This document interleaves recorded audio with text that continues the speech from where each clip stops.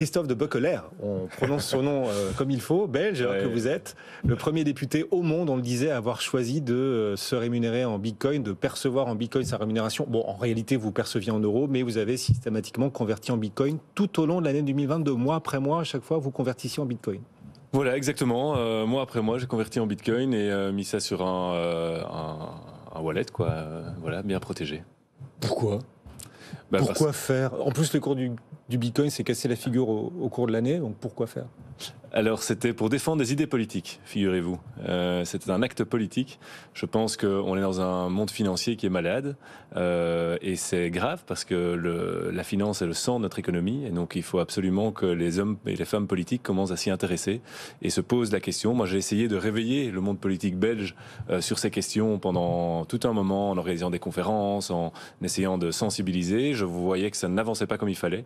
Et donc, j'ai décidé de frapper fort en prenant ce salaire en bitcoin et pour voilà, secouer un peu la Belgique et ça a fait des vagues un peu en Europe. C'est vous-même que vous avez frappé, vous avez perdu de l'argent, du coup le bitcoin s'est cassé la figure, vous êtes fait mal tout seul. J'ai toujours autant de bitcoin que quand j'en ai acheté. Oui, mais la valeur des en euros. Mais c'est parce que vous calculez en euros. C'est ça la différence. Et j'ai envie de faire passer les messages. Mais vous avez raison que c'était évidemment risqué. Mais je pense que quand on fait la politique, c'est pour défendre des idées politiques. Et si on n'a pas le courage de ses convictions, il vaut mieux pas en être. Ah oui, donc c'était l'idée de remettre la politique au milieu du village en quelque sorte, la politique au sens noble, faire passer après soi son intérêt personnel et mettre en avant des idées, tenter de mettre en pratique les idées que l'on porte. Je pense qu'avec Bitcoin, on parle beaucoup en effet dans les médias du cours du Bitcoin et des cryptos en général. Or, je pense qu'il y a un vrai projet politique derrière, dont on ne parle pas assez. Et moi, j'ai envie que la Belgique, l'Europe prennent ce train de la crypto. J'ai envie qu'on vote des lois qui encadrent, qui encouragent l'apparition de ce contre-pouvoir financier. Et c'est pour ça que je vais me battre. Alors, il faut nous expliquer sur le fond justement pourquoi vous estimez que Bitcoin doit être davantage mis en avant. Vous disiez notre système financier ne marche pas bien, le Bitcoin apporte des réponses, un contre-pouvoir financier, disiez-vous à l'instant. En quoi ? Bien, je pense que la première grande idée, c'est la liberté financière. Si on regarde un peu ce qui est en train d'arriver avec notre système financier, on a de moins en moins accès au cash, on restreint de plus en plus l'accès au cash.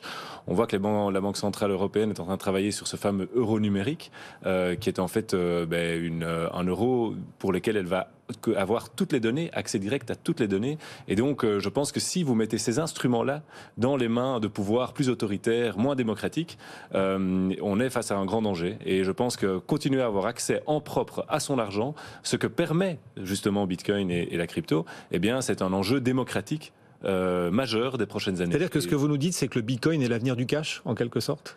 Alors, je pense que dans un monde de plus en plus digital, le monopole de la monnaie, le monopole étatique sur la monnaie est quelque chose qui commence de plus en plus à poser question. Et on peut se demander légitimement si c'est encore en accord avec nos standards démocratiques et de liberté.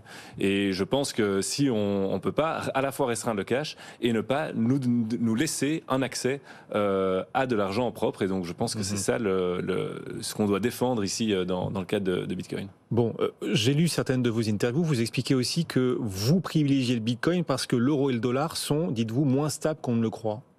Plus stables que le Bitcoin quand même, enfin... Mais tout dépend ce que vous prenez comme référence en fait.